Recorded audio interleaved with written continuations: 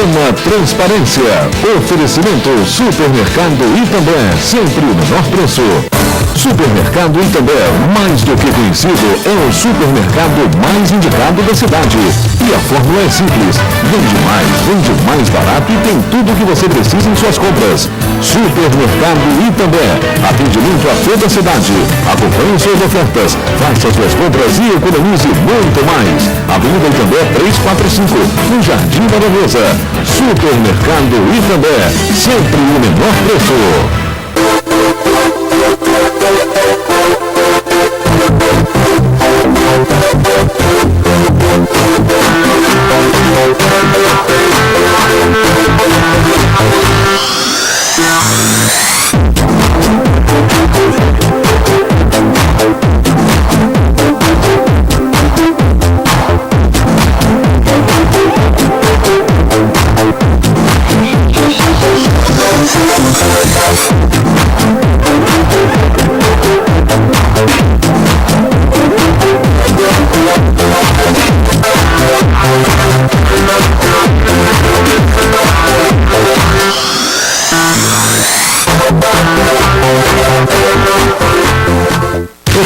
Decor Arte em Tapeçaria atua no mercado há mais de 7 anos, oferecendo beleza e praticidade. Executamos e desenvolvemos projetos específicos para decoradores, arquitetos e designers. Confeccionamos sob medida com acabamento esmerado.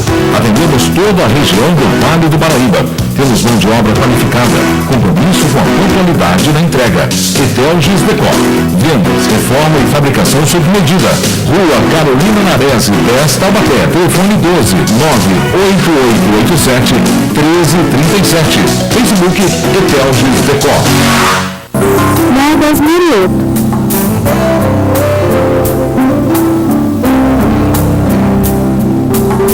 Avenida Voluntário Benedito Sérgio, número 457, Estiva, Taubaté. Telefone 123633 2017.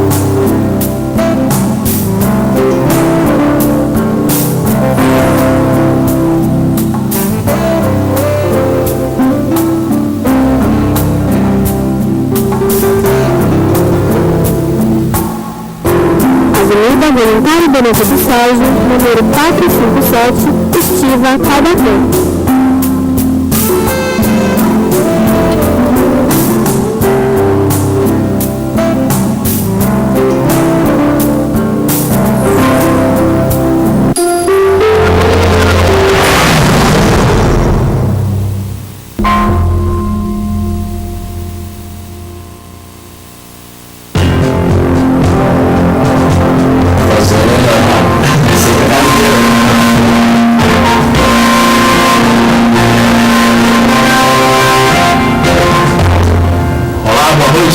Boa noite, Vale do Paraíba, boa noite a você, também que está no Facebook e no YouTube. Boa noite rolar também, porque qualquer hora do dia da noite você pode nos assistir e quantas vezes você quiser. Lembrando que o nosso e-mail tvcidadetaubaté@gmail.com está sempre disponível para você sugerir assuntos para a nossa produção aqui do programa das 6, ou também reportagens para a nossa universidade ou para os demais programas. E na nossa página no Facebook você interage muito mais rápido e fácil também conosco, né? Sobre temas variados e sugestões que você possa apresentar para a gente aqui. Bom, hoje é quinta-feira, dia 1º de março de 2018, nós estamos entrando no terceiro mês do ano, né? É o Dia Internacional da Proteção Civil, para a gente refletir no que fazemos para protegermos uns aos outros e proteger as pessoas que estão próximas da gente, né? E isso vai desde ações individuais a políticas públicas, né? E de respeito e amor ao próximo. E hoje também é aniversário de 453 anos no Rio de Janeiro. Tem tudo a ver com proteção civil, né? Uma cidade que é maravilhosa, linda. Tive o prazer e o privilégio de morar lá quando fiz o Darcy Ribeiro, representando a TV Cidade, Taubaté, né, escola de cinema, e conheci um Rio de Janeiro que vai muito além do que passa na TV, né? Exatamente, com muitas oportunidades, trabalho, muitas pessoas honestas, trabalhadoras, gente que está acima de tudo o que nós vemos e ouvimos aqui de fora. Né? Há muitos rios de Janeiro maravilhosos que a gente tem o prazer e pode ainda ter a oportunidade de conhecer. Então, o que a gente deseja para o Rio de Janeiro é mais amor e mais gentileza, como o próprio profeta escreveu lá nas pilastras por toda a cidade. Bom, nesta quinta-feira estamos recebendo aqui no estúdio o presidente do Simube, né? Oswaldo Barbosa Guisard Neto, que vai falar um pouco sobre esse processo. Oswaldo, boa noite. Boa noite, a todos. Prazer em recebê-lo aqui no nosso estúdio, né? Acho que é a primeira vez que vem aqui no espaço, né? Nesse estúdio novo é a primeira vez. Fiquei bem impressionado, gostei das instalações aí, ficou bem autêntico, bem original.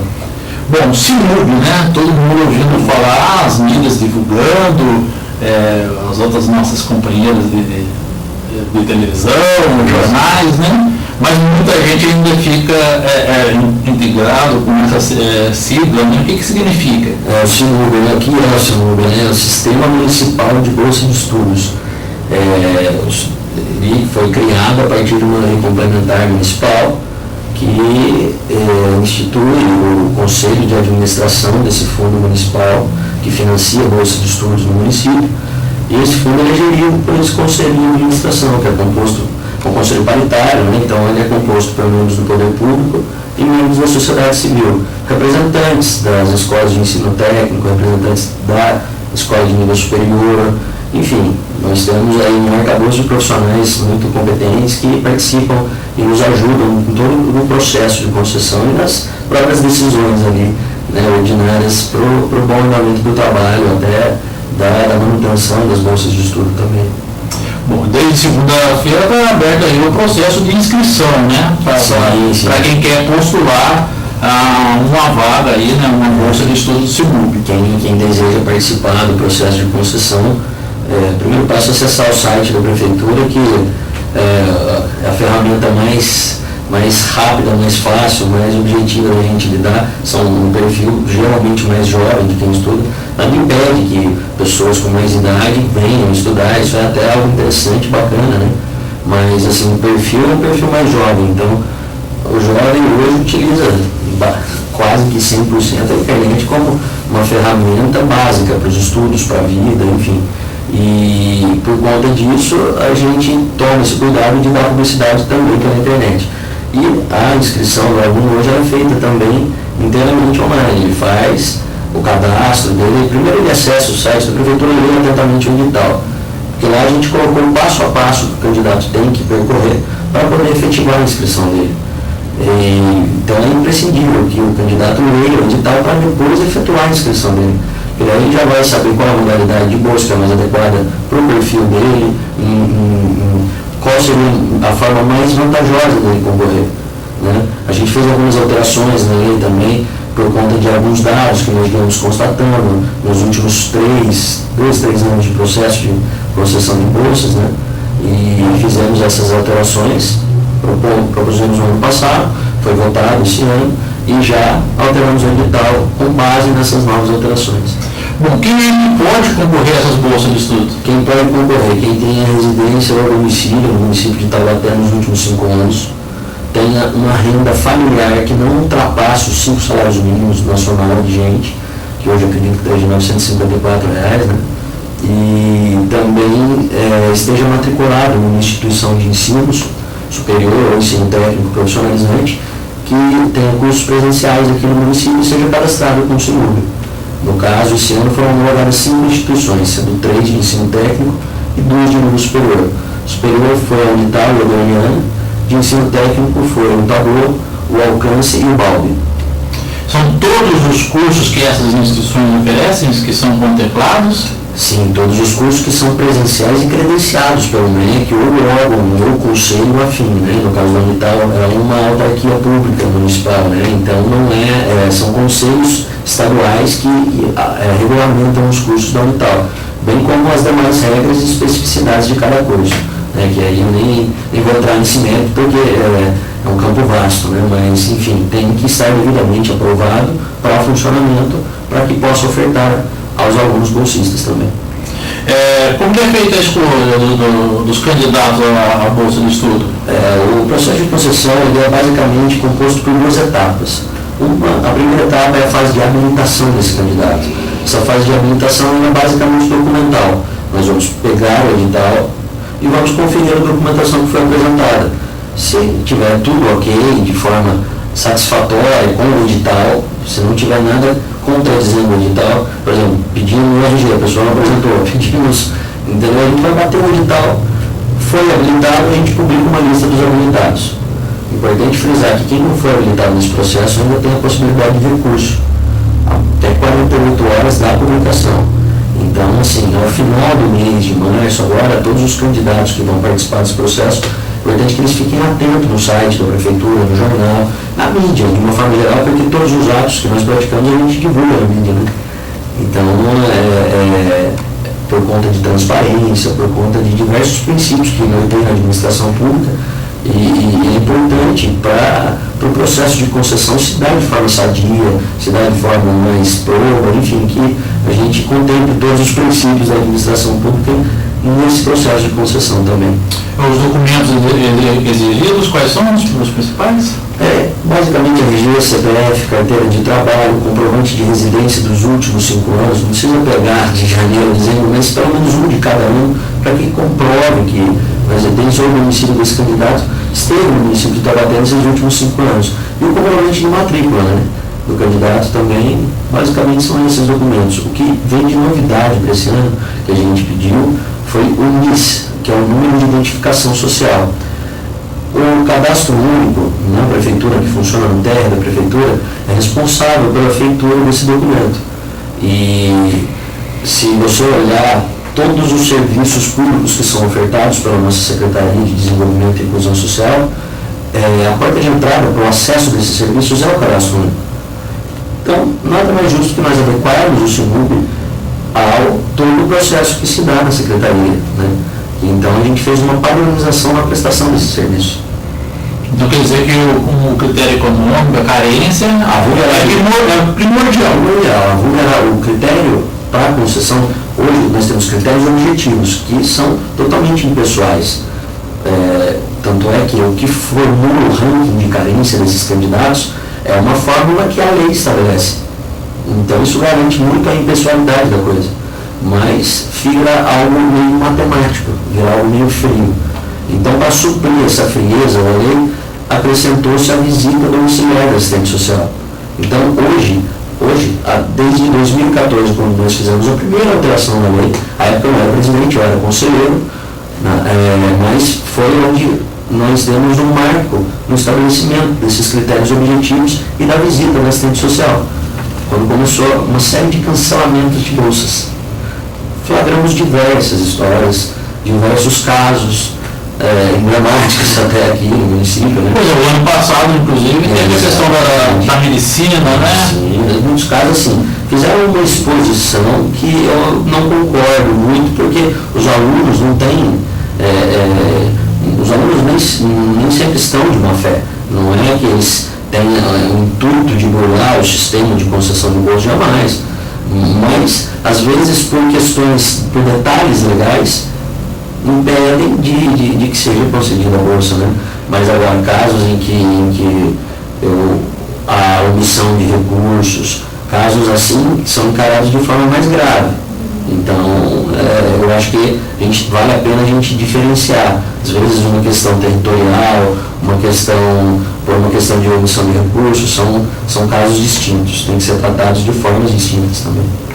No caso, quando há uma irregularidade por parte do candidato, ele, no ano seguinte, ou nos anos posteriores, ele pode concorrer, como que é? Depende muito do que o Conselho delibera. Eu, evidentemente, presido o Conselho, mas o Conselho é independente, o Conselho ele é livre para a votação. Tanto é que nós realizamos reuniões ordinárias, mensais, e quando há necessidade, como no ano passado, eu convoco reuniões extraordinárias para a gente deliberar sobre casos pontuais, né?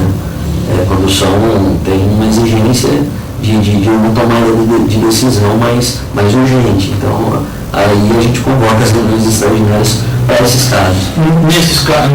Nessa situação do ano passado, ainda está em processo? Foi finalizado. Qual foi o resultado? O resultado é que os candidatos tiveram as bolsas canceladas, evidentemente, por conta de descumprimento de requisitos essenciais que a lei preconizava. Só isso. A gente finalizou esse relatório, caminhou para o Ministério Público, porque, além disso, né, nós tivemos denúncias do Legislativo, tivemos denúncias de estudantes, enfim, de diversas fontes.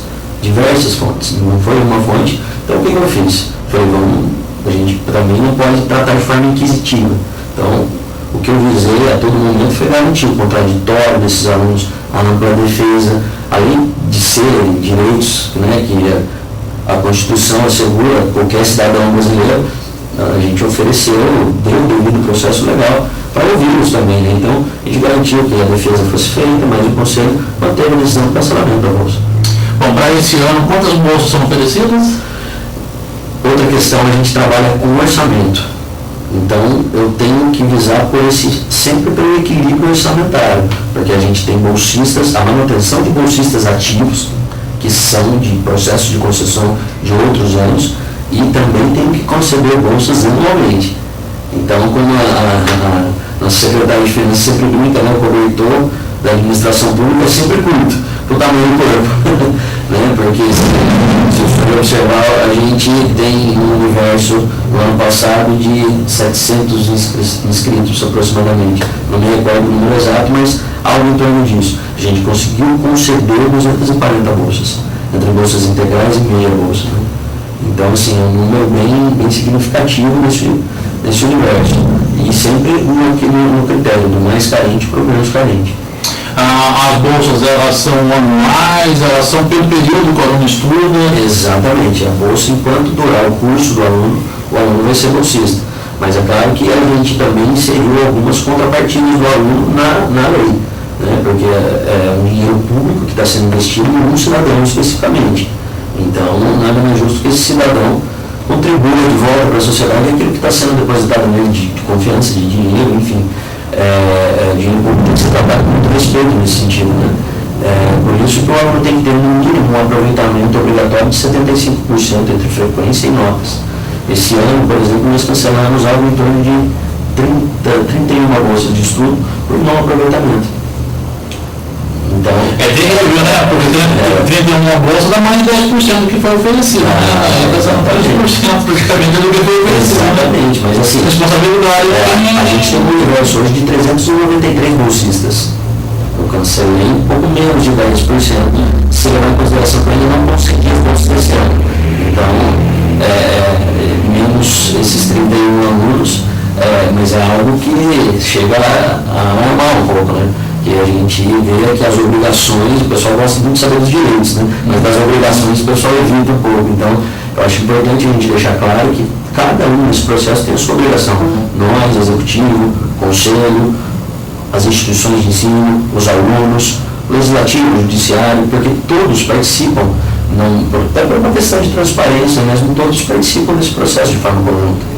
Pois é, o cara que está estudando lá tem o meu imposto que eu pago na caneta aqui, ó. Exatamente. Está sendo aplicado E olha, eu vou estudo, por favor, eu gostaria de fazer uma observação que distou um pouco do assunto, mas você falou da questão do aniversário do Rio de Janeiro de 453 anos, né?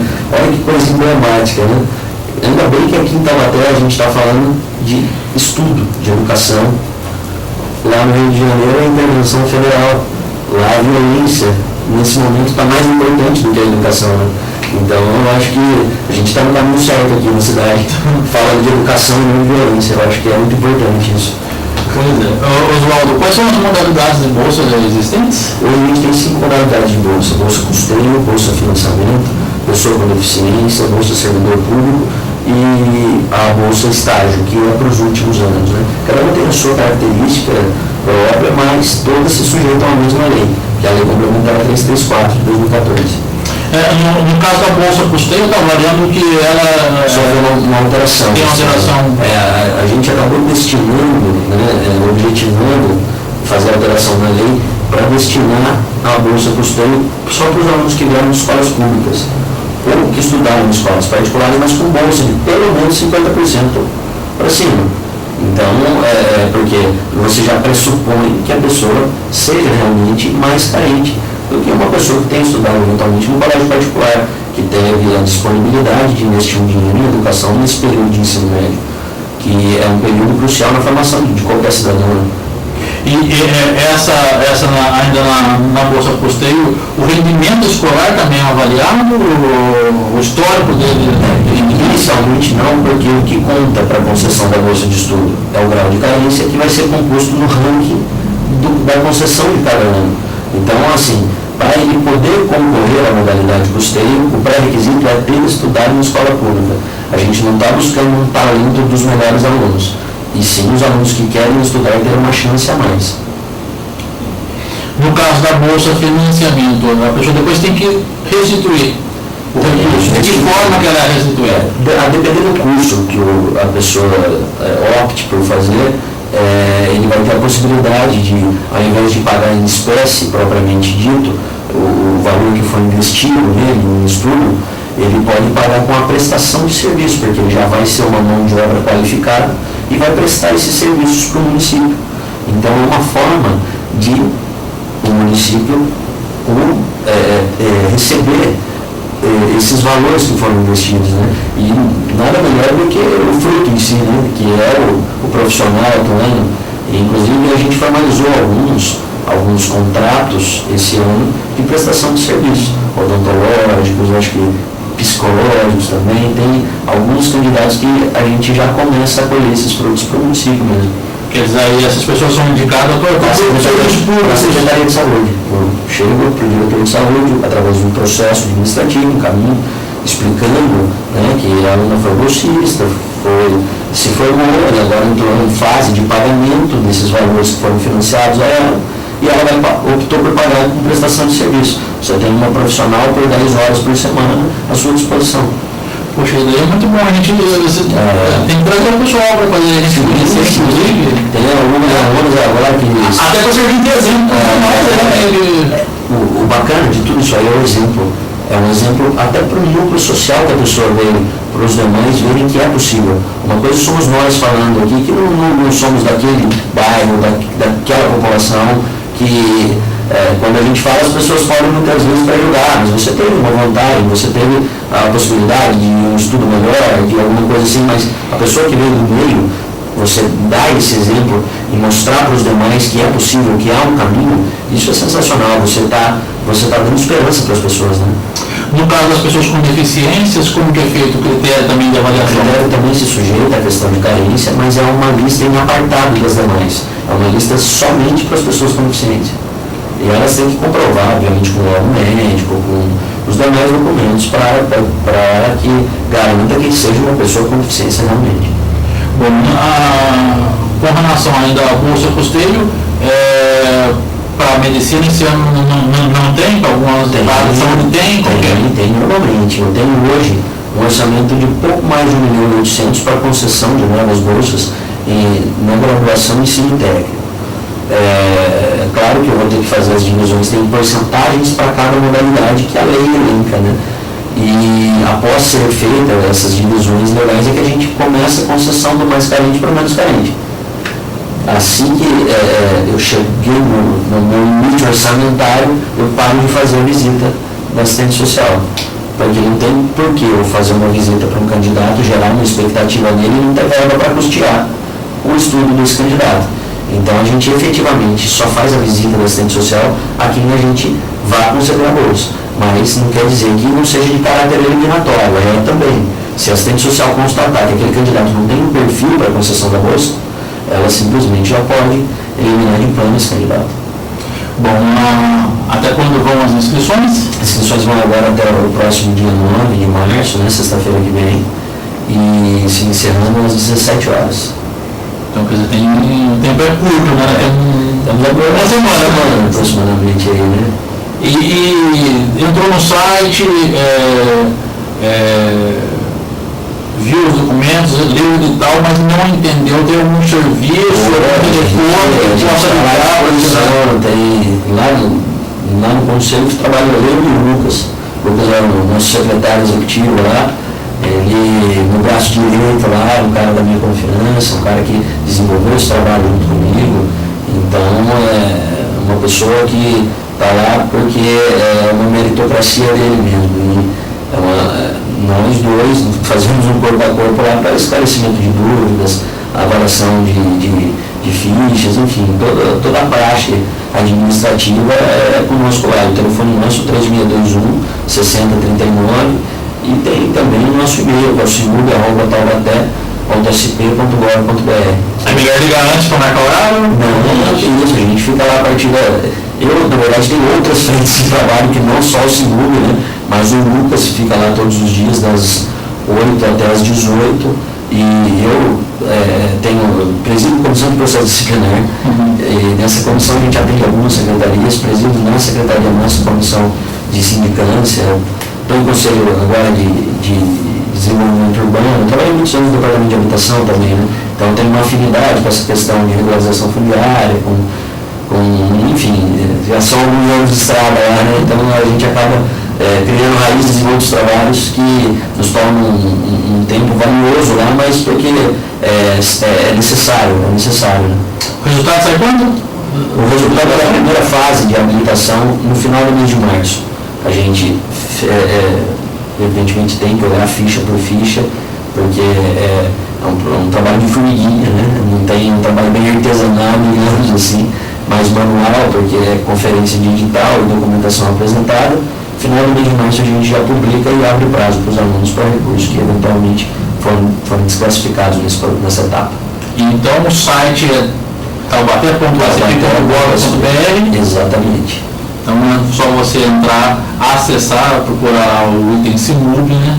Que as informações estão lá, ou senão você liga lá o Oswaldo Barbosa Guisard Neto, ele te dará mais orientações. Quero agradecer a sua presença. Eu que agradeço. Um abraço a Mariana, da comunicação. Mariana, muito obrigado mais uma vez, né?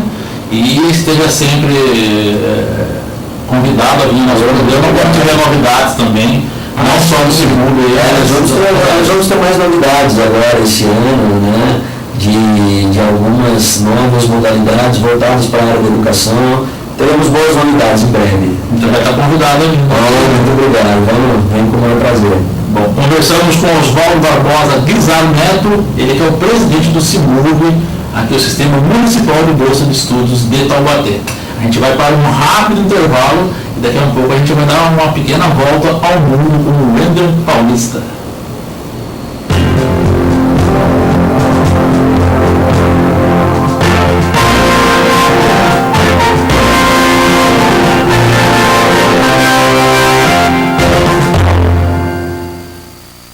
JB Eva Produções, filmagem e edição de casamentos, aniversários, batizados e eventos sociais. 30 anos de experiência no ramo. Faça seu orçamento. 12-3643-8546 99111-8260. Nós estamos sempre com você e em muitos lugares, ajudando na limpeza das cidades, se preocupando com o nosso planeta e com o futuro dele. Agora, queremos fazer a diferença na sua empresa com o nosso sistema integrado de serviços especiais. Para nós, o maior orgulho é estar sempre presente. Núcleo, agora em nova sede, Rodovia Presidente Dutra, quilômetro 116. A coleta seletiva já começou e você pode e deve colaborar limpando as embalagens recicláveis e separando-as do lixo comum. Basta colocar o lixo reciclável em frente à sua casa, condomínio ou comércio no dia certo. Para saber quando a coleta seletiva passa pelo seu bairro, acesse o site ou ligue para 0800 541 1202. Coleta seletiva em Taubaté. Juntos, fazemos acontecer. Cidade de Taubaté. Orgulho de viver aqui. A democracia se faz com diálogo e se realiza com compromisso. Democracia também é feita com doação e se completa quando existe colaboração. Democracia se faz mesmo com participação de todos. Venha fazer parte dessa ação. Cadastre-se como mesário voluntário no site do TRE do seu estado. Vem pra urna, eleições 2018. Justiça Eleitoral. Novidade pra você, Zé Bom Lanches, uma delícia de lanche, é bom demais. Trabalhamos com o verdadeiro catupiry e na compra de um lanche especial você ganha um refri 600 com suco e não para por aí. Leve 2 especiais e ganhe um refri de 1,5 litro. Inacreditáveis lanches de 40 centímetros. Fone 991 41 1779 ou pelo WhatsApp 996 38 8081.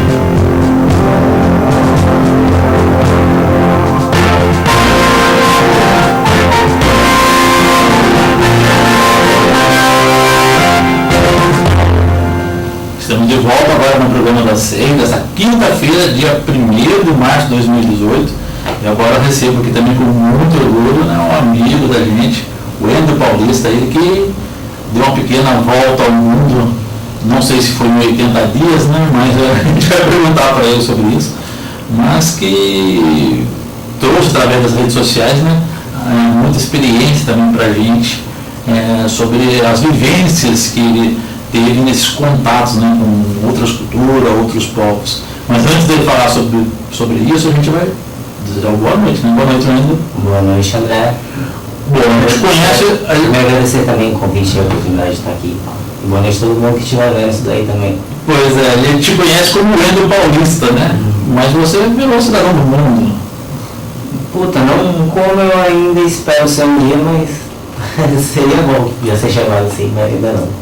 Bom, conheço você das ações culturais, das atividades esportivas, né, do skate, né? Você resolveu dar essa volta ao mundo sobre 2 rodas, sobre 4 rodas. Como que foi essa ideia de sair de Taubaté, sair do Brasil e sair andando pelo mundo aí? Então, né, quem você falou, eu ando de skate desde mais ou menos uns 11 anos de idade, certo? E o skate é fundamental você estar viajando para poder participar de eventos e tudo isso, porque a pista de uma cidade nunca é igual a pista de outra cidade, então é bom para poder estar aprimorando o nível técnico mesmo. Então foi meio que automático assim, viajar meio que entrou na minha vida por conta do skate, daí a gente vai crescendo um pouquinho mais e vai vendo que não só pelo skate é bom, para outros setores da vida também é interessante, acabou que foi meio que automático. E é isso. Você falou que começou com 11 anos, né? Andar de skate mais ou menos com 11 anos de idade. Como que foi esse início? Quem te influenciou? Quem você viu que falou, puxa vida, é isso que eu quero para minha vida, subir no skate e ter essa liberdade? Então, a influência, a primeiro momento, eu acredito que dos meios de comunicação mesmo, né? Filme hollywoodiano, sempre tem skatista, sempre tem alguma coisa assim, eu acredito que a influência mais forte deve ter sido disso. Depois meu irmão começou a andar de skate e daí já tinha um contato ali em casa e que facilitou bastante. Daí pedi para meu pai e eu ganhei, e cada vez mais eu fui conhecendo melhor, entendendo como funciona o processo de andar de skate, que não é só um esporte, é mais que isso, estilo de vida que eu falei, envolve viagem, envolve você conviver com pessoas de outras classes sociais, envolve muita coisa skate. Então quanto mais o tempo vai passando, mais você vai tendo esse convívio, mais você vai vendo que é um campo muito amplo. E começou assim, tomei amor por isso e até hoje espero não parar nunca. Quer dizer, você falou que é um estilo de vida, né? É uma escolha também ideológica. Tem um lado ideológico, um modelo de sociedade que o pessoal do skate apresenta, que é diferente do que o modelo convencional quer impor para a gente? Sim, acredito totalmente nisso, porque o skate ele bate de frente com muita coisa, certo? É um estilo de vida que ele está disposto a abraçar qualquer tipo de pessoa, independentemente de religião, de cor, de estado social. Qualquer pessoa que for uma pista de skate vai ser bem recebida por todos, sabe? É algo que eu acredito que falta muito na sociedade. E o skate me apresentou desde cedo. E a partir do contato com o diferente, nós percebemos o quanto o diferente tem semelhante de nós mesmos, tá ligado? E isso abre as portas da percepção de uma maneira que não volta mais atrás. Você enxerga, você pode parar de andar de skate agora eu sou parado de skate, andar de skate agora, eu vou usar quase a minha vida tudo que eu aprendi, tá ligado? Não só no esporte, mas na vida, em qualquer trabalho que eu venha fazer, faculdade ou familiar, vida familiar, interfere totalmente em minha visão, realmente. Bom, você estava morando então até quando resolveu caminhar aí primeiro pelo Brasil, depois saindo do Brasil, como que foi esse processo? Então, na realidade eu estava morando em Florianópolis e eu passei por uns processos que eu estava buscando algo mais. Florianópolis, eu tinha ficado essa última vez que eu fui 6 meses e eu estava buscando algo mais intenso e por conta de andar de skate desde os 11 anos de idade mais ou menos, a capital mundial de skate é Barcelona. Então é algo que sempre influenciou a minha vida. E eu resolvi que ia para Barcelona.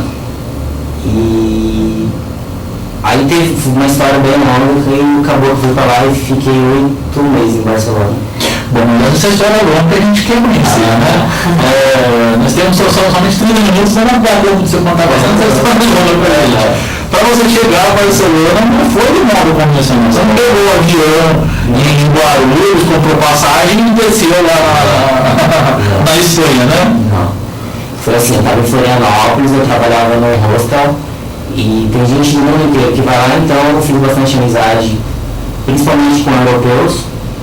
E eu fiz uma amizade com um casal de Portugal, que o Diogo, ele tinha um projeto de vir para a América do Sul e ele ficou 1 ano e 6 meses mais ou menos, viajando na América do Sul, gastando 4 euros por dia. 4 euros? 4 euros. O que vale aqui hoje? 4 vezes 3, 12? Mais ou menos 4.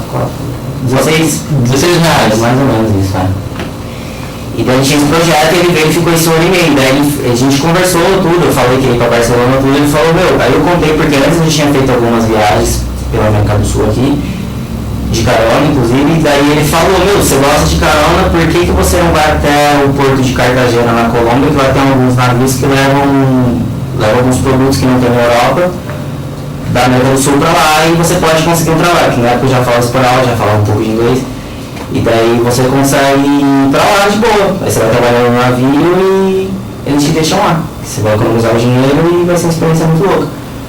E eu falei, putz, era uma ideia muito louca essa mesmo. E acabou que passou-se o tempo, eu dei uma planejada meio que mínima, porque daí eu já tinha feito um planejamento na Europa antes de vir para a América do Sul. Então já passou para mim também muitas referências de muita gente já fez alguma coisa parecida, assim, inclusive pesquisas dele mesmo, ele passou para mim, então isso deu uma força para mim. Então eu viajei de Florianópolis, eu vim para Taubaté, fiquei um tempo e depois eu cortei de carona até Cartagena na Colômbia para poder estar indo para Europa. Só que aí quando cheguei em Cartagena não deu muito certo, porque 2 semanas antes de chegar em Cartagena, 2 fábricas explodiram dentro do porto, então para entrar está um pouco mais rígido o acesso no porto, e daí ficou meio difícil, e daí eu tive que ir de avião. Mas não era o plano inicial, o principal mesmo, que pautou todo o meu trajeto era indo de barco, de Cartagena até Europa. Mas antes de chegar a Cartagena, você também passou aqui por estados brasileiros, né? Passou pela Amazônia peruana também, né? E também tem experiências assim que só quem viveu no seu caso que pode contar pra gente e pra gente ter uma dimensão do que aconteceu, né? Você conheceu tribos indígenas nesse caminho, teve contato com narcotraficantes também, trabalhando lá, o que mais? Puta, cara, foi muita coisa, velho. Inclusive eu anotei tudo no livro, porque eu tinha 2 livros, tinha a Bíblia e tinha um livro de sociologia, que também esse livro me mudou muito a minha perspectiva das próximas diretrizes que eu quero tomar para minha vida. E nesse livro de sociologia eu anotei, todos os dias eu anotava o que estava passando ali no cotidiano que eu estava vivendo. E vez e outra eu abro o livro em alguma página, eu vejo o que passou e eu me recordo de coisas que eu não lembrava, sabe? Que eu leio e falo, nossa, verdade, eu passei por isso, então foi muita coisa, tá? Aí essa foto, por exemplo, você tá onde? Não, isso foi no Uruguai, porque antes de Floripa eu tava no Uruguai, e eu fui de carona também. Aí isso daí foi no Uruguai, foi na Aranda de Montevidéu. Foi uma experiência bem legal também. Como que é essa relação com as pessoas? No mundo que a gente está vivendo a desconfiança, como conversei com o entrevistado anterior, que a gente precisa ter documentação, referências, comprovar quem somos, né, e o que vamos fazer, o que pretendemos. Como que você conquista essa confiança das pessoas para te dar uma carona, ela não ter medo, de repente, de que você no meio do caminho vai assaltar, ou você também ter a confiança na pessoa? Então, eu acredito que isso deve ver que o mecanismo natural todo mundo tem, mas por conta da sociedade que a gente vive mesmo, dessa velocidade de tudo cada vez mais rápido e diversos outros fatores vem atrofiando essa sensibilidade, sabe? É algo meio que natural, eu acredito, cara, que você pode estar aprimorando com o tempo, você meio sente energia, sabe? Sou muito ligado a isso, de você nunca ter visto a pessoa e você não sentiu muito bem com ela, sabe? Não sei explicar, é algo bem sensitivo mesmo, que não sei, transmite alguma coisa que as pessoas não desconfiavam, tá? E assim foi indo. Bom, tem uma foto, eu pedi para você aqui voltar ela. Essa foto de experiência foi essa, que pode relatar para a gente? Então, essa foto foi no Acre, eu estava bem mais para frente de Rio Branco, não lembro exatamente a cidade, e quem tirou essa foto foi o caminhoneiro que me deu carona. Esse daí é uma rodovia que corta o Acre inteiro, que eu não me lembro o número, e daí a gente viu essa cobra aí e ele parou para ver mais de perto e ele acabou batendo essa foto. Era uma cobra, pra você ver, numa rodovia. Algo que é meio incomum pra gente aqui, mas... Eu vi até um relato, acho que nessa foto não está escrito assim, açaí mais original do planeta, animais silvestres amistosos, a rocha torado, tribos indígenas, narcotraficantes de fronteira, suspeita de ser o jovem sumindo do Acre. Isso é verdade, nem uma brincadeira, também. Porque foi assim, eu cheguei no Acre bem no período que aconteceu esse caso aí do menino ter fugido da casa dele. Até eu não entendi direito o que aconteceu, porque eu já estava viajando. Pois é, metade do país ainda E daí do nada, porque assim, o Acre, meio que eu peguei essa rodovia, eu fui nela direto. Não tem outros pontos de sair das próprias cidades, tem que passar por essa rodovia. E nem sempre eu viajei de carona, então eu viajei muito pela estrada de skate mesmo, caminhando. Então, e o povo que mora na região ali, eles estão acostumados a passar nessa rodovia sempre. Então tinha gente que ia e voltava e tinha um cara que eles nunca viram na vida de skate, barbudo, tipo, um estereótipo estranho, algo da região andando por ali. Aí depois o caminhoneiro que até que bateu a foto da cobra, ele falou pra mim que tava numa conversa lá onde eles me viram a primeira vez, porque ele me viu passando por ele e depois lá na frente me viu o canal. De eu ser esse menino que tinha sumido. Que foi meio que na época mesmo.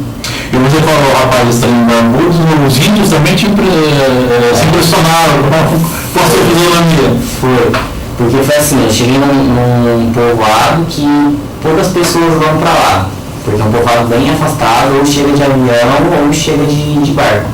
E não tem muito o que fazer lá, assim, sabe? Uma pessoa que não interessava nos temas indígenas não tem muito porquê. E eu cheguei lá, a mesma coisa, chegou um cara, uma tribo, onde ninguém vai, de skate, barbudo, tipo, nada a ver com a realidade deles lá, e aí foi isso daí, tipo, as crianças me passavam na minha barba, tipo, como se fosse um negócio do planeta. E eu andando de skate, provavelmente tinha uma pracinha ainda, eu fui andar de skate na praça, primeiro dia todo mundo foi ver o que estava acontecendo, foi bem louco, foi um choque, pra eles e pra mim, foi... Isso foi no Brasil ainda? Foi no Peru. No Peru? Foi no Peru, foi em... Porto é um povoado que tem. Quer dizer que também na zona peruana. E é no caminho para a Colômbia, para Italiano. Putz, é um dos caminhos, na verdade fiz o caminho mais difícil. Porque o mais fácil seria ter ido por Rio Branco, entrar em Brasileia e ter seguido por via terrestre. Só que daí eu fui pelos rios e via fluvial foi mais difícil. E nesse caminho que você enfrentou, nesses caminhos que você enfrentou ainda pelo território brasileiro, território peruano, como que você se alimentava, dormia, sapato, tênis, como que você mantinha eles, porque fazer uma caminhada gasta, né? Cara, na realidade, quanto isso não foi muito problema, mas tipo, eu fui com poucos recursos, o que eu fazia, eu parava nos lugares, explicava a situação, o que eu estava fazendo, meus planos e o pessoal sempre ajudava e eu trabalhava em troca de moradia, troca de alimentação, porque graças a Deus antes de eu fazer essa viagem, eu fiz essa viagem porque eu me sentia preparado para estar fazendo isso. E eu já trabalhei com diversas áreas, então eu sabia que qualquer lugar que eu pudesse, qualquer lugar não, mas diversos lugares que eu parasse, eu teria algo para oferecer para a pessoa e assim me mantive, fui tranquilo. Hoje a gente dá chamamos da foto ali na frente do Arco do Triunfo, né? Já era na Espanha? Isso? Aquela foto? Isso daí foi quando eu cheguei, provavelmente uns 15 dias depois que eu cheguei. Como foi essa chegada lá na Espanha? Com também a situação que a gente vê cada vez mais a Europa fechada, aos imigrantes, cada vez as leis são mais restritas, né, impedindo a entrada de pessoas de outro país. Como que você foi recebido lá e quais foram as dificuldades e curiosidades que você pode destacar para a gente? Então, cara, o sistema é feito de uma maneira que ele meio que impede as pessoas que não são daquele meio ter um convívio com aquele meio, a não ser que essa pessoa tenha algo para oferecer, certo? E daí quando eu cheguei, graças a Deus, não tive nenhum problema com imigração, nem com nada, fizeram perguntas, questionamentos, claro. Mas daí eu entrei de boa, mas é muito louco, só para destacar um pouco esses dois polos opostos, né? Como o Brasil recebe um estrangeiro, como o europeu, no caso, recebe um brasileiro. Teve um amigo meu que ficou 4 horas, ele estava tudo certo, tinha dinheiro, tinha de ficar, tudo isso que eles pedem, mas burocraticamente, amigo meu foi e ficou 4 horas em uma sala com vários policiais pergunta e sabe, ele estava tudo certo, mas eles meio que sentiram que ele tinha alguma coisa estranha nele. E minha namorada chegou terça-feira, foi buscar no aeroporto e daí o horário dela deu meio que uma atrasada, eu estava preocupado, aconteceu alguma coisa. E daí eu encontrei ela e falei, aconteceu alguma coisa, perguntaram pra você, porque ela também foi um outro processo que na realidade ela comprou um bilhete de volta para a Europa de 6 meses, mas na teoria ela não pode, certo? A não ser que ela presente trabalho para outro país, daqui e tudo. Então eu estava preocupado com isso. Aí eu perguntei para ela, aconteceu alguma coisa? Ela não, eu falei, como foi? Ela falou só perguntar, é turista, ela só não pediram a passagem de volta, não perguntaram nada. Então a gente pode entender assim mesmo que realmente a recepção que nós temos lá e que eles têm aqui é bem diferente. E tem gente que pode pensar, não, mas é porque vai muito brasileiro lá para trabalhar. Mas eu conheço um amigo francês que ele teve um problema gigantesco para poder casar com uma brasileira, para ele poder ter a permissão de residência aqui, porque o pessoal da embaixada francesa falou um monte para ele, porque tem muitos franceses que estão buscando brasileiros para poder casar só para poder ter o direito de morar no Brasil. Então não é só eles que têm, no caso, o dinheiro, o capital para poder oferecer para as pessoas que são exploradas por eles mesmos, mas também nós temos muito a oferecer para os outros países. Então é muito louco a diferença de visão. Bom, quando você chegou na Espanha, na meca do skate, como que foi essa vivência? Por onde você andou lá na Espanha? Que lugares? Com quem você encontrou? Puta, com palavras que é muito difícil eu descrever, porque foi a realização de um sonho, tá ligado? Que eu falei, desde mais ou menos 11 anos de idade eu ando skate. E eu cheguei um pouco antes do meu aniversário, com 24 anos eu cheguei e eu já conhecia os lugares por nome, lugares que eu nunca tinha ido na minha vida, mas eu já conhecia exatamente o nome do lugar, a altura de tudo, onde tinha escada, onde tinha, sabe, foi muito louco, foi um choque de poder também estar chegando numa época que tem vários brasileiros, então foram alguns amigos meus brasileiros lá, então eu tava com alguns amigos num lugar que era o sonho de todos os skatistas do planeta, porque a gente no mundo inteiro, eu vi os melhores do mundo, eu andei de skate com os melhores do mundo, eu participei de campeonato, foi não sei explicar, explosão de experiências e vivências jamais vividas na minha vida, foi muito louco. Melhores do mundo como quem? Teve uma época que estava morando na esquina de casa, assim, ela até lembra, eu acho, era o Tommy Sandoval, o Steve Williams e o Bo Johnson, que são 3 pessoas que são, qualquer skatista do planeta, se perguntar, eles são referências e, tipo, eles iam no mesmo mercadinho que eu vi de esquina, tá ligado? Tipo, eu trombava com os caras, foi um barulho bem louco, foi um choque, assim. E não só eles, vários outros. De não só nos lugares de skate, eu tá indo pra praia pra relaxar, ficar de boa e encontrar, sei lá, o Wes Kramer, ou o Tristan Funkhauser, voltando da balada, tipo, não só eles, é muito louco, porque eles vão pra poder não só andar de skate, pra poder viver mesmo, seres humanos normais, e se encontram no dia a dia. E é muita gente, é muito skatista mesmo. Só você falar aqui, eu fico imaginando. Porque no meu dia, a gente fica imaginando como que deve ter sido, né? Você falou da questão do skate, né? Mas culturalmente também, o que acrescentou para você, o que mudou, conceitos que você tinha? Puta, não é só do ser humano. Que nem esse livro de sociologia que eu falei, ele foi muito importante, porque daí eu comecei a ter uma visão mais técnica, mais técnica a respeito da realidade, que a sociologia leva toda a realidade, inclusive uma das minhas missões de vida agora é estudar sociologia, eu necessito ser sociólogo, porque eu saí de um país que é explorado, de um país que é riquíssimo, nós mesmos não conhecemos o quanto de riqueza nós temos no nosso país. Depois fui para o Peru também, que é um país explorado, que é fruto da colonização. Fui para a Colômbia e de lá fui para os colonizadores e entendi um pouco o pensamento de um colonizador a respeito das colônias, vamos dizer assim. E daí nós vemos, por exemplo, quando eu estava na Amazônia, eu via cargueiro gigantesco de madeiras que é cortado e levado para a Europa, tudo para a Europa. Quando eu estava no Acre também, um outro exemplo, eu conheci um rapaz que ele tinha ligação com a política acreana, e daí ele mostrava para mim, essa fazenda aqui é do governo dinamarquês, é quilômetros e quilômetros, isso daqui é do governo dinamarquês, é mais quilômetros, isso daqui é do governo suíço. Então eles vêm, se apropriam do que é nosso, não esses países especificamente, os países de primeiro mundo, eles através da globalização, eles vêm, montam empresas com subsídio do nosso próprio governo, poderia estar fazendo investimento no nosso próprio mercado, subsidiar essas pessoas que eles abrem uma porta de emprego e fecham milhares nós mesmos, sabe? E toda essa riqueza que é gerada aqui acaba indo para lá, então eles acabam vivendo de uma maneira que é o que é pregado pra gente como a maneira certa de viver, né? Todo o aparato material que tem que ter e tudo isso, eles vivem lá de uma maneira normal, sendo que a grande maioria dos países não tem a riqueza que nós temos. Então a gente começa a entender o quanto nós somos explorados, sabe? E não só esquisito, a diferença é muito gritante, muito gritante.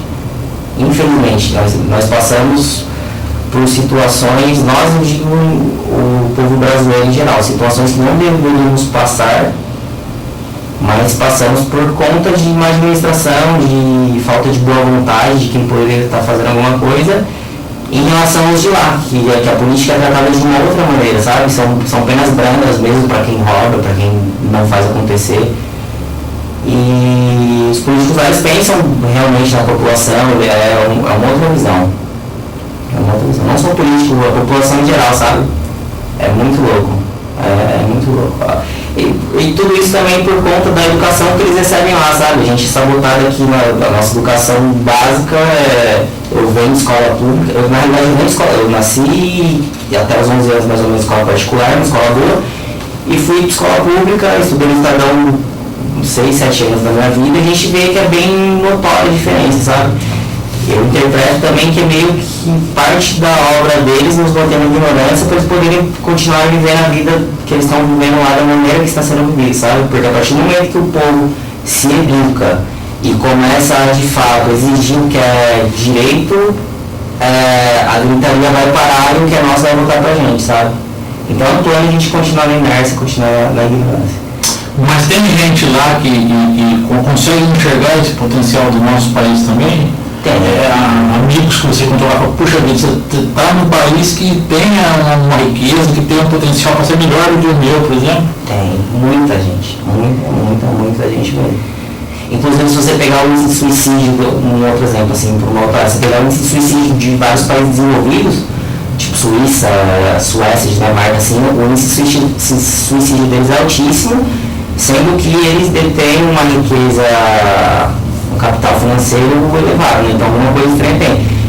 E é muito louco, você fala que você é brasileiro, todo mundo já pensa, não só que nem todo mundo fala carnaval, caipirinha e mulher, é lógico, isso é o que é pregado lá fora, mas tem gente que tem uma visão de povo feliz, sabe? Então você fala que é brasileiro, geralmente o europeu é meio fechado, assim, não tem a ligação que a gente tem com uma pessoa que desconhece, por exemplo. Muita gente que eu encontrei não é geral, não é regra. Pode ser que eu tenha encontrado as exceções, né? Muita gente fala, não, sou brasileiro, o cara já vinha de felizão, nossa, toca na minha mão, é muito legal, o que você está fazendo aqui, seu pé tem sol. Então é muito louco, muito louco. Eu gostaria que o projetinho voltar aquela foto do monte, eu gostaria que você comentasse ela, porque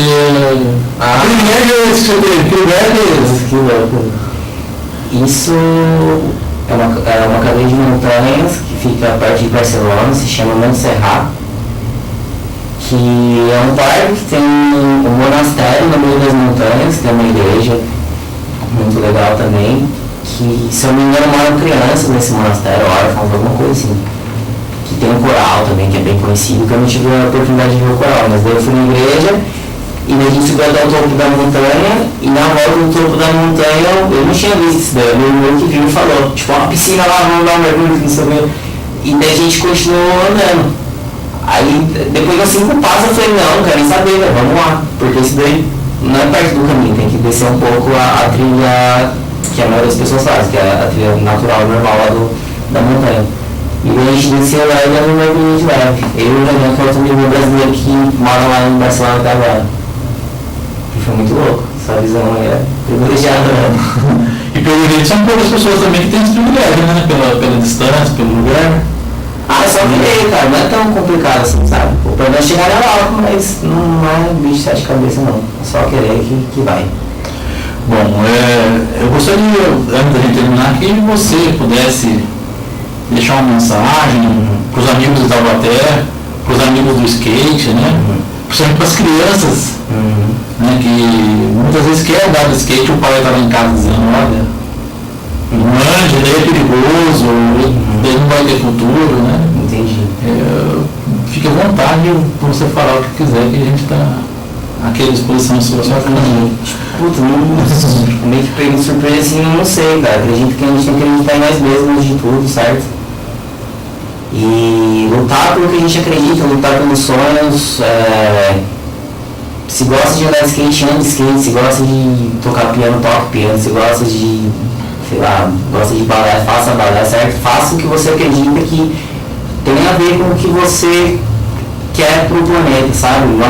Também não adianta você arrumar um emprego, ganhar 5 mil, 10 mil, 20 mil reais e não estar satisfeito com aquilo. Porque de alguma maneira, além de estar te maltratando, vai estar prejudicando também o universo, acredito. Porque se você for insatisfeito com o que você faz, você vai numa padaria comprar pão insatisfeito, você não vai dar um sorriso legal e daí vai interferir na vida do padeiro, sabe? Eu acredito que isso daqui é um ciclo. Então, quando a gente nós estamos bem com nós mesmos, isso daí se reflete nas outras pessoas. Então, eu acredito que é fundamental o bem que você faz para você, para sua família, ser o melhor que você pode, e buscar estudar, conhecer um pouco o universo que você vive, as pessoas que estão ao seu redor, respeitar todo mundo, muito amor, muita paz, beba água, não use drogas, escute rap. É isso. Dessa experiência vai ser algum livro, algum registro? Então, na realidade eu pretendo, mas como eu falei, uma das próximas metas da minha vida eu vou me formar em sociologia para ter uma visão mais técnica a respeito disso, porque eu quero passar essa experiência, mas com uma visão técnica também de tudo que foi vivido, tudo que foi absorvido aí da experiência. Então não é para agora não, é mais de longo prazo. Bom, para a gente terminar, aqui, por favor, dá uma última foto para a gente, que tem uma frase, não? Essa frase é importante, uma última foto. Que tem um lema e tem uma frase. Eu acho bonita essa frase. Deus é todo mundo sorrindo ao mesmo tempo, né? É uma frase também espetacular, porque assim, eu sou cristão, eu acredito que na própria Bíblia ela fala que Deus é amor, certo? E um ambiente, uma família, um trabalho onde tem amor, as pessoas são felizes, eu acredito que é natural. É natural do ciclo. Então, quando todo mundo está feliz, eu acredito que uma parte grande de Deus está habitando ali. Felicidade, tipo, sincera, felicidade verdadeira em essência, eu acredito que uma parte de Deus está habitando. E é a fase de um rapper, parte 1, um rapper brasileiro, que eu também aconselho escutar ele, que é muito bom. Não só ele, como os artistas do Vale do Paraíba inteiro. Pois é, Wendell Paulista, muito obrigado por aceitar o convite aqui, né? Nessa agenda sua corrida. Aí tá aí a foto, todo mundo sorrindo ao mesmo tempo. Falta também de Caçapava fez também, deve ser o Lucas. E eu te conheci assim com a toca na cabeça. Pois é, não tem essa documentário lá também. Pois é, um abraço à turma do Ter Sintonia. Estou esperando aí que tem para vir no nosso programa. Uma fundamental que eles têm. Pois é, e você quando voltar a Taubaté, né? Brevemente. A gente vai começar a corrida pelo mundo aí. Volte aqui para contar novamente as experiências para a gente. Pô, valeu o convite. Beijo, gente. Wendell Paulista, taubatiano, cidadão do mundo, né, skatista, futuro sociólogo também aí. Por diploma, por experiência, já estou vendo que tem bastante, né? Muito obrigado a você que nos acompanha também nesta quinta-feira, dia 1º de março de 2018, aqui na TV Cidade. Amanhã nós estamos de volta a partir das 18 horas, eu e o Jefinho na técnica. Uma ótima noite para você e até amanhã.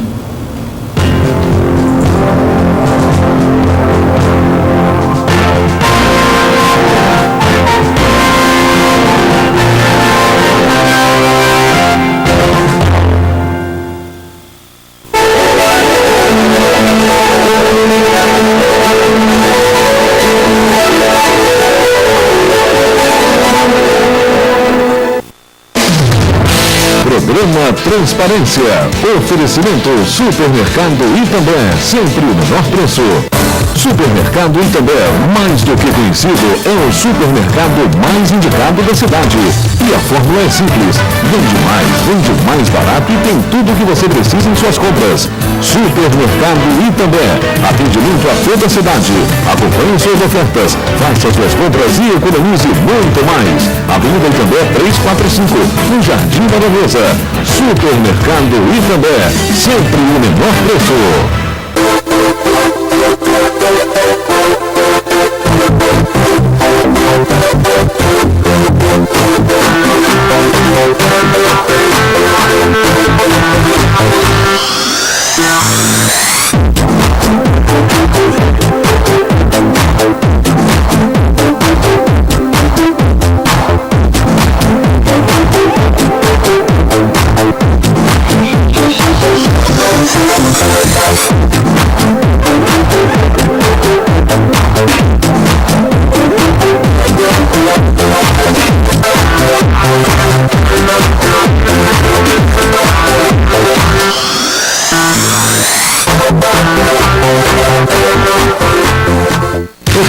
Decor, arte em tapeçaria, atua no mercado há mais de 7 anos, oferecendo beleza e praticidade. Executamos e desenvolvemos projetos específicos para decoradores, arquitetos e designers. Confeccionamos sob medida com acabamento esmerado. Atendemos toda a região do Vale do Paraíba. Temos mão de obra qualificada, compromisso com a pontualidade na entrega. Edital Decor, vendas, reforma e fabricação sob medida. Rua Carolina Narese, 10 Taubaté, telefone 12 98887 1337. Facebook Edital Decor. Maio 2008.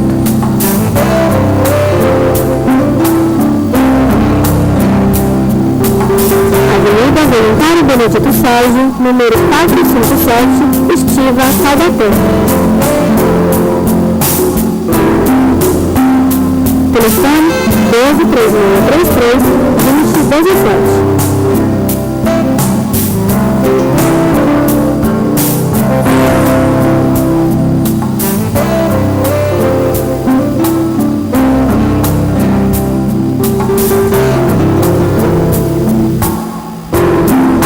Voluntário Benedito Sérgio, número 457, Estiva, Taubaté.